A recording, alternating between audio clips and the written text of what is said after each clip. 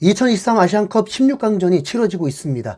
첫날 호주가 인도네시아를 4대 0으로 가볍게 누르고 8강에 가장 먼저 올라가서 다음 상대를 기다리고 있고, 타지키스탄은 아랍에미레이트와의 경기에서 매우 대등한 실력으로 승부차기 끝에 사상 첫 16강을 넘어서 8강 신화를 써버리면서 이번 대회 최대 다크호스 중 한 팀으로 오르게 되었습니다.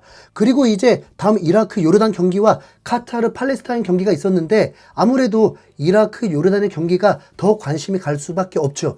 이라크는 조별 예선에서 일본을 꺾어버리면서 조 1위로 16강에 진출했고, 요르단은 한국과 무승부를 기록하면서 골득실로 조 1위가 유력했던 팀이었습니다. 바레인과의 경기에서 의외로 패배를 해버리면서 굳이 승리하려고 애를 쓰지도 않았습니다.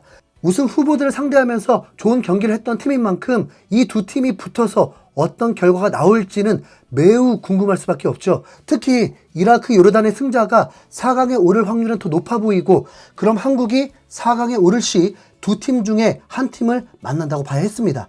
중동에서 열리는 아시안컵에 중동 국가들이 16개 팀 중에 10개 팀이나 출전을 했다 보니까 경기마다 그들의 홈 경기를 보는 듯 했습니다. 우선 이라크가 요르단보다 FIFA 랭킹은 더 높았고, 이라크는 아시안컵에 8강 정도의 단골 손님인 만큼 일본을 결코 운으로 이겼다고 볼 수 없거든요. 이 경기는 이라크의 우세로 본다고 해서 전혀 이상할 건 아니었습니다. 특히 현재 득점 순위 1위인 후세인이 어떤 활약을 하느냐가 관전 포인트일 수 있습니다. 이에 맞서는 요르단은 한국과 경기를 하면서 봤는데, 우선 양쪽 윙어가 상당히 위력적이고 위협적이었죠. 요르단이 한국을 상대로 2골을 넣었다면 어떤 팀을 상대로도 골은 넣을 수 있는 팀이란 건 확실하죠.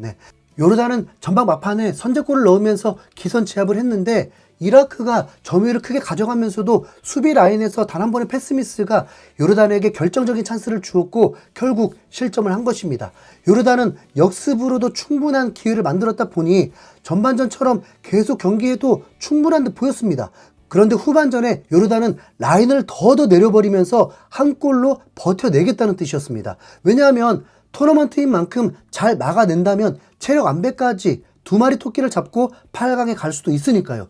이라크도 이 상황을 빠르게 눈치채고 밀어붙였지만 골이 나오지 않자 후반 60분 이후에 공격수를 더 투입했고 기어이 동점과 역전까지 만들어내면서 요르단이 그냥 내려앉은 전술이 실패로 돌아가 버렸습니다.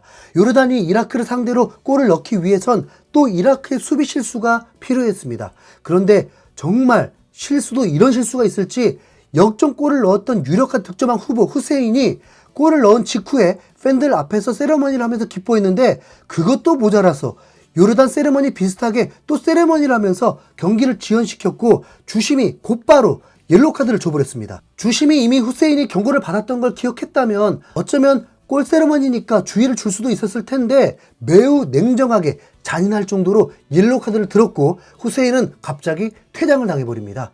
경기가 최소 20분은 남은 상황에서 요르단은 경기력이 매우 좋고 최소한 슈팅을 할 줄 아는 팀이었기 때문에 다시 분위기가 역전이 되었습니다. 요르단은 그 분위기를 제대로 사용했고 투지 넘치면서 기어이 추가 시간 5분에 동점골을 넣어버리면서 연장전을 예약해 놔버렸습니다. 이라크는 이미 한 명도 없는 데다가 공격적인 선수들만 잔뜩 있었다 보니까 더 불리해져 버렸습니다. 경기가 아직 1분여 정도 남았는데 요르단 입장에선 연장 가도 더 유리했죠. 그런데 종료 직전에 갑자기 이민성 슛이 나오면서 순식간에 대역전극을 만들면서 아시안컵 분위기를 더 끌어올려 주었습니다. 이라크가 이렇게 광탈을 했습니다. 시원한 중거리 슛 한 방으로 경기를 끝내버렸습니다. 사실 한국 입장에서는 연장 가는 게 매우 좋았었는데 좋다 말았습니다. 요르단은 이 경기에 교체 선수를 한 명밖에 쓰지 않았습니다. 어쩌면 믿을 수 있는 선수가 없다고도 볼 수 있죠. 아무래도 토너먼트는 올라갈수록 체력 문제와 선수층에 따라서 결과가 큰 영향을 주기 때문에 약팀일수록 불리하긴 합니다. 카드 6장 안고 있는 한국이 할 말은 아니겠네요. 요르단과 이라크의 경기는 기대 이상으로 깔끔했습니다. 침대 축구도 특별히 있지 않았고 눈살 찌푸릴 정도의 파울은 없었습니다. 그리고 한국 시간 새벽엔 개최국 카타르 대 팔레스타인 경기도 있었는데, 이 경기도 복병 팔레스타인이 먼저 선제골을 넣으면서 유리하게 흘러가다가 결국엔 카타르와 주심이 함께 힘을 합쳐서 팔레스타인을 이기면서 8강에 진출하게 되었습니다. 이게 주심이 개최국 카타르를 편드는 건지 그냥 중국 주심이었기 때문에 일방적 편파 판정을 한 건진 모르겠지만 팔레스타인을 정말 힘 빠지게 만들었습니다. 카타르의 거친 파울들이 있었지만 카타르는 옐로우카드 제로고 팔레스타인만 3장을 받은 경기였습니다. 한국이 결승전에서 중국 주심으로 카타르를 만난다? 이건 반치고 들어가는 것입니다. 네. 차라리 중국 주심이 결승전 주심 맡을 거면 그게 한일전이 되는 게 더 흥미로울 듯 합니다. 네. 중국이 일본 편 드는 건 더 힘들 테니까요. 네. 자, 이렇게 4팀이 16강에 오르고 이제 오는 새벽 1시에 한국이 만나는 사우디아라비아는 옛날부터 별명이 중동의 아르헨티나였습니다. 그리고 실제 지난 카타르 월드컵에서 우승국인 아르헨티나에 2대1 역전승을 거두면서 조별리그부터 파란을 일으켰죠. 게다가 무슨 바람이 불었는지 빈살만 왕세자가 축구에 미친듯이 투자를 하면서 사우디 프로리그가 급속도로 성장했습니다. 작년 1월 호날두의 영입을 시작으로 벤제마, 마네, 마레즈, 핸더슨, 캉테, 네이마르 등등 월클이라고 불렸던 선수들을 마구 데려오면서 이름값 하나는 남부럽지 않습니다. 현재 사우디 대표팀 명단을 보면 대부분 자국 리그에 소속된 선수들이기 때문에 사실 익숙한 이름은 별로 없는데요. 썩어도 준치라는 말이 있듯이 그래도 세계적인 월클 출신들과 함께 하다 보면 분명 배우는 게 있을 겁니다. 아무튼 현재 사우디는 국가 프로젝트로 축구 산업을 지원하고 있기 때문에 분명히 뭔가 무서운 느낌이 드는 건 맞습니다.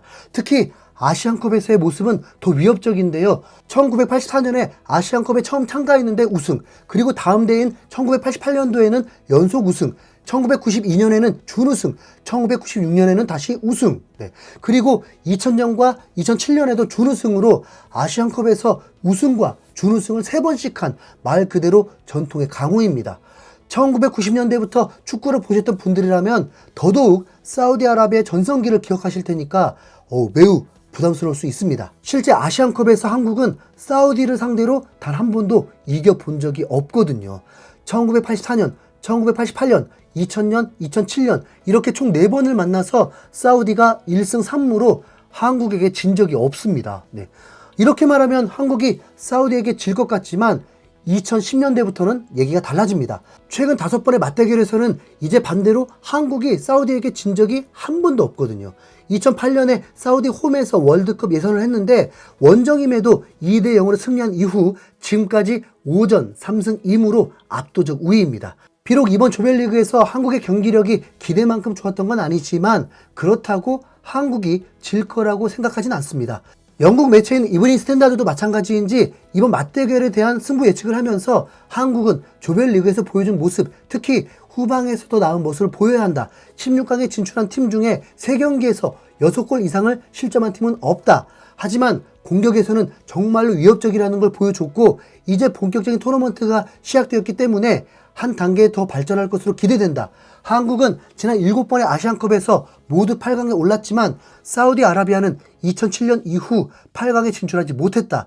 이번 경험이 그 차이를 증명할 수 있을 것이다 라면서 한국의 2대1 승리를 예측했는데요. 지금 2대1로 만족 안 됩니다. 무조건 무실점 승리하고 2골 이상 나와야 돼요. 라인업 이거 어때요? 황희찬, 손흥민, 이강인, 이재성, 박용우, 황인범, 김진수, 김영건, 김민재, 서령우, 그리고 골키퍼는 조윤우. 이상 흰수염고래였습니다. 감사합니다.